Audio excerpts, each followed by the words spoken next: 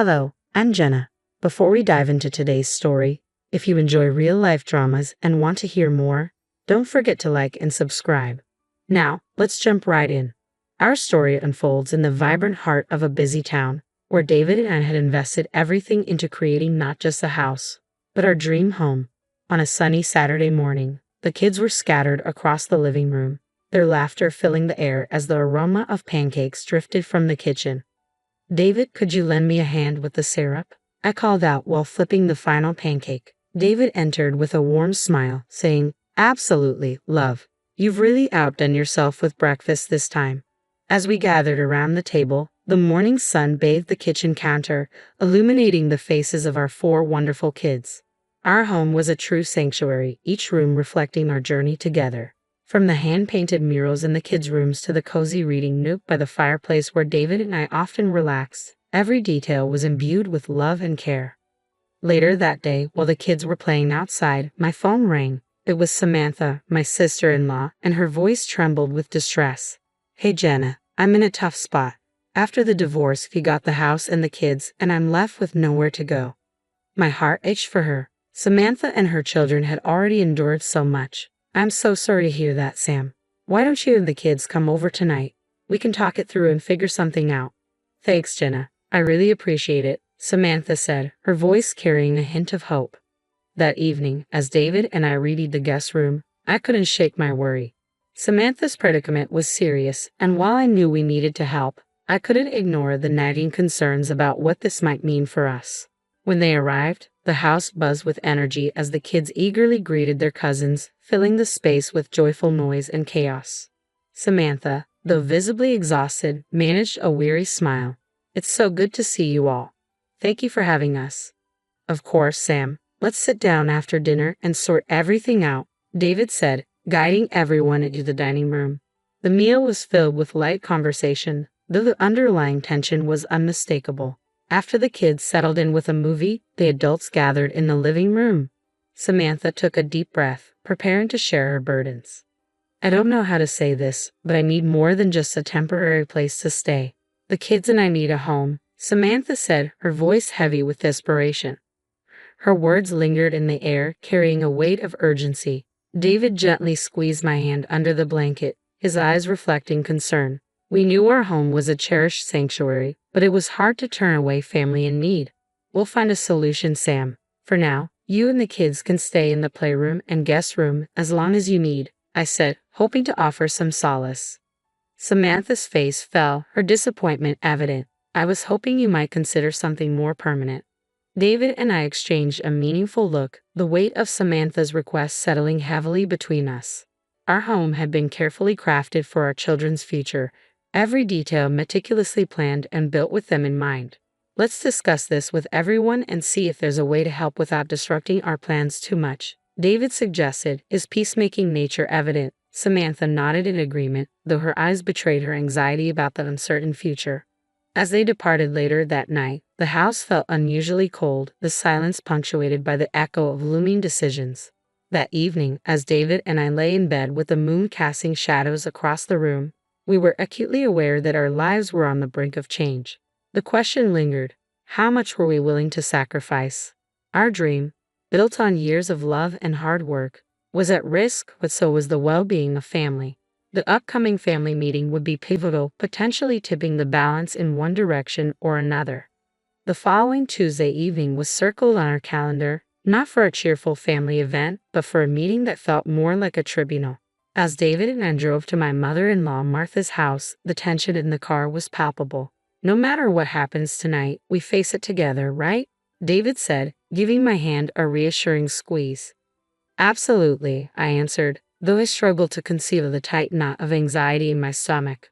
When we arrived at Martha's, the usual warmth and cheer were replaced by an uneasy silence. We were led into the living room, where the entire family was already assembled, the atmosphere heavy with anticipation. Martha took center stage, her tone somber and serious.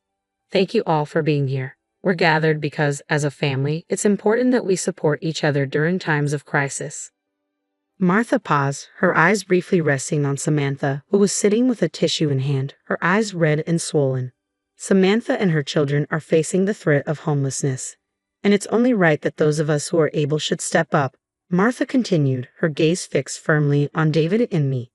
I felt David's hand tighten around mine beneath the table. Martha, we understand the gravity of the situation and we empathize, David said, his voice calm and measured. We've already extended an offer for Samantha to stay in our playroom and guest room on a temporary basis. Martha's lips pressed into a tight line. That's a good start, but it doesn't fully address the issue. Jenna, David, your home is quite spacious, much more than you actually need. It would make sense for Samantha and her children to move into your place. You could easily find a new location to build another home. I was taken aback by her boldness. Martha, our home isn't merely a structure. It represents the foundation for our children's future. Every part of it holds love and cherished memories. We can't just give it up and start anew, I replied, my voice thick with emotion. But think about the kids, Samantha added, her voice trembling. Where will my children go if not with family? The room erupted into a flurry of opinions, with some relatives nodding in agreement with Samantha while others shifted uncomfortably, avoiding eye contact. David rose to his feet, his commanding presence quieting the room.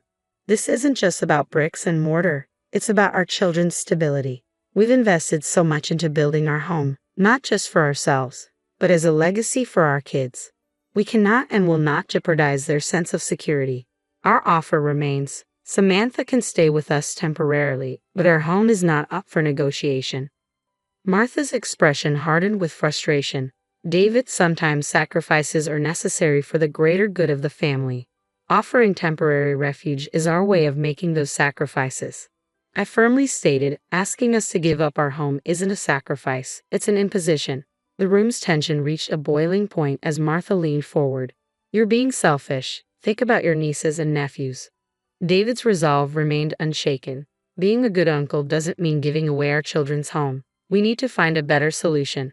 The meeting ended with no resolution, leaving the family divide deeper than before.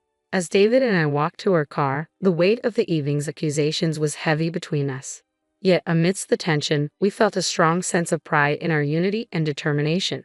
We had stood our ground, not just for the physical structure of our home, but for the sanctuary it represented for our family.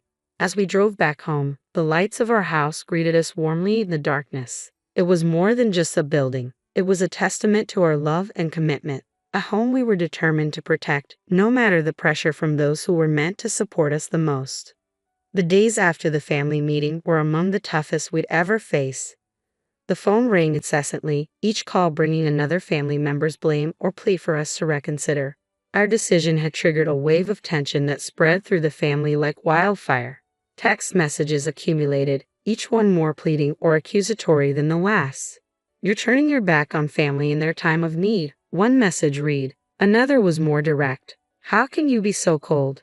The barrage was unrelenting, and with every message, the sanctuary that our home had always provided seemed to shrink under the weight of the family's disapproval. The impact of the situation extended beyond David and me. It started to affect our kids as well. One day, our oldest, Ella, came home from school with a puzzled expression. Mom, why did Aunt Carol say we have too many rooms and should share with Cousin Lily? She asked, clearly struggling to make sense of the adult conversations she had overheard.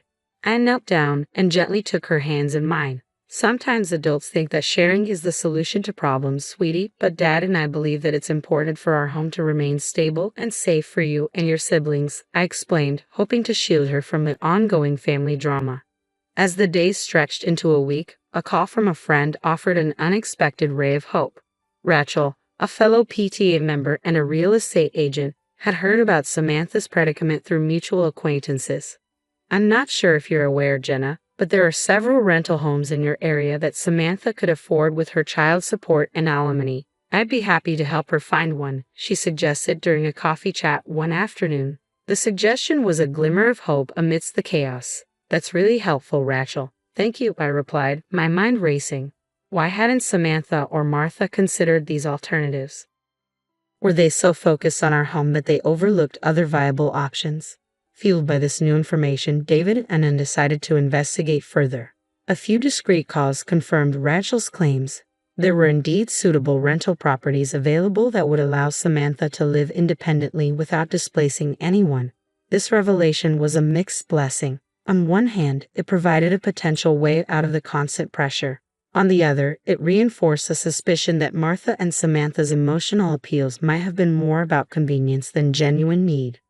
With this knowledge in hand, we prepared for the upcoming family gathering, a birthday party for David's cousin. We anticipated a charged atmosphere but felt reassured knowing we had a solid alternative solution to present. As we arrived at the party, the cold reception was unmistakable. Whispers hushed as we passed by, and some family members visibly turned away. The divide was evident, those who supported our decision to safeguard our home versus those who had been swayed by Martha's portrayal of our supposed selfishness. Amid the forced smiles and awkward silences, David squeezed my hand. "No matter what, we have the truth on our side," he whispered, bolstering my resolve to face the family. We were prepared to share what we had discovered and hopeful to bridge the gaps, not through sacrifice, but by fostering understanding and respecting each family member's autonomy. The pivotal moment arrived unexpectedly, a revelation that shifted the course of our family dilemma. One quiet evening, while sifting through our usual influx of emails, I noticed a new listing in a local community bulletin. It was an advertisement for a reasonably priced 4-bedroom rental house, well within Samantha's budget. This discovery was the breakthrough we needed to counter the claim that there were no other viable options for her. Armed with this information, David and I realized it was time to address the family with concrete facts rather than emotions. We decided to present our findings at Grander Ralph's upcoming anniversary celebration, where the entire family would be gathered. It would be our opportunity to clarify the situation and, hopefully, repair some of the rifts that had developed. On the day of the anniversary, the family atmosphere was thick with unspoken tensions as everyone arrived. Despite the festive decorations and the celebratory mood, the recent conflicts lingered in the air. After the meal, as the laughter subsided and conversations grew more personal, David and I sensed that it was our chance to address the issue. I stood up and cleared my throat, drawing the room's attention. "I want to thank everyone for coming together today. We need to address an important matter: Samantha's housing situation." The room fell silent, all eyes focusing on us. We all want what's best for Samantha and her kids. Recently, we discovered several affordable housing options that hadn't been considered. David passed around a tablet displaying the rental listings, which circulated through the family. Each member stopped to review the details, which clearly showed that Samantha had viable alternatives to moving into our home.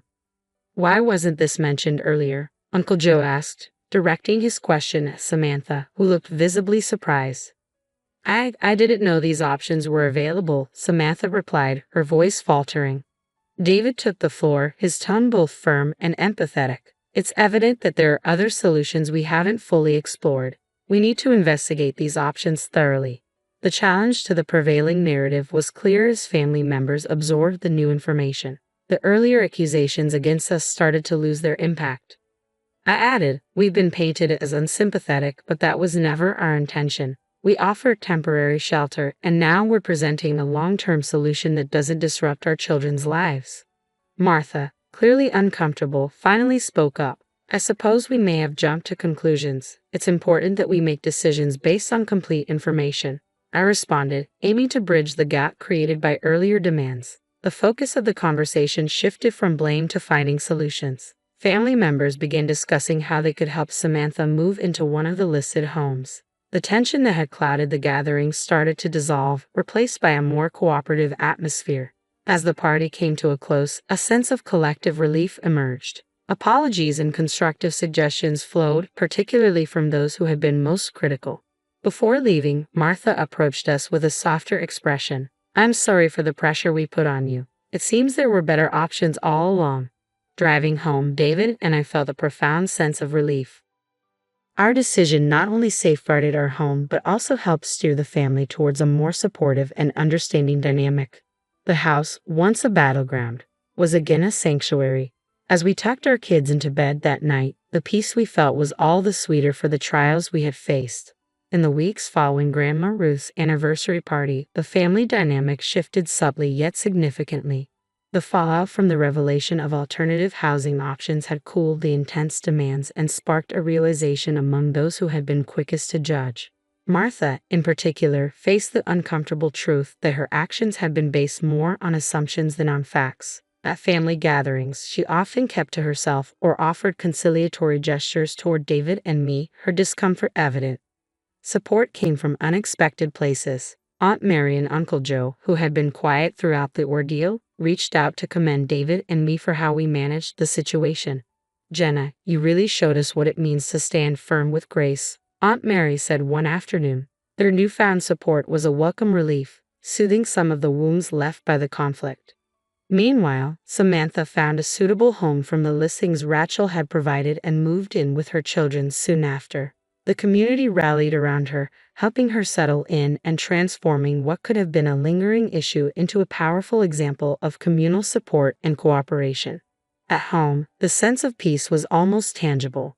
David and I often found ourselves savoring the quiet after the kids were tucked in, enjoying the calm that had replaced the earlier tension. Our house, once the epicenter of family conflict, had reverted to being our beloved sanctuary. Watching our children play in the backyard, their laughter carried on the evening breeze, filled me with a profound sense of pride and relief. We had weathered the storm, safeguarded our home, and emerged stronger. Our home was no longer just a physical space, but a symbol of our love, resilience, and the importance of standing up for what's right, even when it means standing against family.